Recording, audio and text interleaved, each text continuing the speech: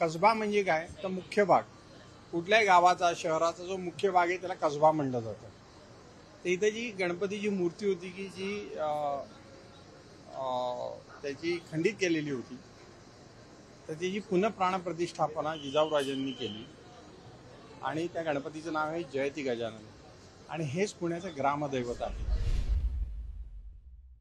पुण्यात आज गणरायाची प्रतिष्ठापना होत आहे आणि मानाचा पहिला गणपती कसबा गणपतीचे प्रमुख जे आहेत श्रीकांत शेटे गुरुजी आपल्या समोर आहेत. गुरुजी, लोकशाहीमध्ये स्वागत आहे. खरं तर मानाचा पहिला गणपती म्हणून आपल्या गणपतीकडे सगळं जगभरात ख्याती आहे. हा मानाचा पहिला गणपती म्हणून कशी काय ही प्रथा परंपरा पडली? पुण्याचं जे ग्रामदैवत आहे, साधारण 1400 वर्षापूर्वी पुण्याची रचना झाली. त्यानंतर ज्यावेळेला पुणे बेचिराग झालं होतं, माँसाहेब जिजाऊ आणि बाल शिवाजी राजे ज्यावेळेला पुण्यामध्ये आले आणि सोन्याचं नांगर फिरवून त्यांनी पुणे परत उभं केलं, त्यावेळेला ह्या कसबा म्हणजे काय तर मुख्य भाग, कुठल्याही गावाचा शहराचा जो मुख्य भाग आहे त्याला कसबा म्हणलं जातं. तर इथे जी गणपतीची मूर्ती होती की जी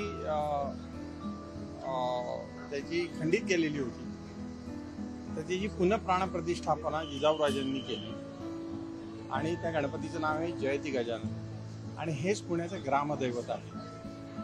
ज्यावेळेला 132 वर्षापूर्वी सार्वजनिक गणेशोत्सवाची सुरुवात झाली, त्यावेळेला मिरवणुकीमध्ये अग्रक्रम म्हणजे पहिला गणपती कुठला असावा, तर त्यावेळेच्या ज्या पंचांनी निवड केली, निवाडा दिला, त्याच्यात पुण्याचं ग्रामदैवत म्हणून श्री कसबा गणपती सार्वजनिक गणेशोत्सव मंडळाचा गणपती हा पुण्याचा ग्रामदैवत असल्यामुळे त्याला प्रथम क्रमांक दिला. गुरुजी, खरं तर आता ही जी गणरायाची मूर्ती आहे त्या मूर्तीचं महत्व काय आहे?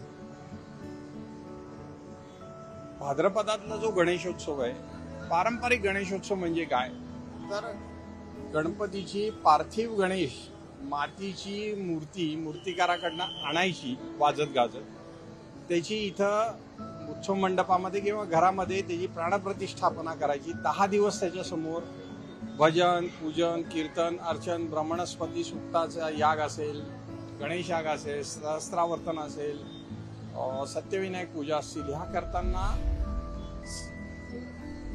10 दिवसानंतर मंत्र जागर झाला की 10 दिवसानंतर ज्याला अनंत चतुर्दशीला या मृण्मयी म्हणजे मातीच्या मूर्तीचं विसर्जन करणं हा पारंपरिक गणेशोत्सव. ही मूर्ती म्हणजे निसर्गातूनच गणेश तत्व घ्यायचं, ते 10 दिवस मातीच्या मूर्तीमध्ये प्रतिष्ठित करायचं, त्याचा जागर करायचा आणि 10व्या दिवशी ते निसर्गातून घेतलेलं तत्व निसर्गामध्ये विसर्जन करून पुढच्या वर्षीच्या सृजनासाठी हे केलं जातं. या मूर्तीचं वैशिष्ट्य असं आहे, आपले मूर्तिकार जे आहेत ते श्री धोंडफळे आहेत, अभिजित धोंडफळे. त्यांनी रवींद्र मिक्सर म्हणून एक पेटंट त्यांना मिळालेलं आहे, त्यांनी केलेलं आहे. आपल्या महाराष्ट्राची लाल माती नच ही मूर्ती घडवलेली, याच्यात शाडूची माती वापरलेली नाही. भाताची तुसं आणि त्यांनी त्याचं एक मिक्सर, त्याचं एक रसायन तयार केलेलं आहे. ते 10 दिवस ते भिजत घालतात आणि सर्वांग सुंदर गणपती बाप्पा हा तयार होतो.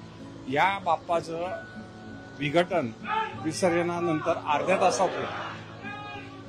हे होते श्रीकांतजी शेटे, ज्यांनी अत्यंत विस्तृतपणे मानाचा पहिला गणपती जो आहे तो कसबा गणपती, त्याचं महत्व त्या ठिकाणी सांगितलेलं आहे. लोकशाहीसाठी मी चंद्रशेखर भांगे, पुणे.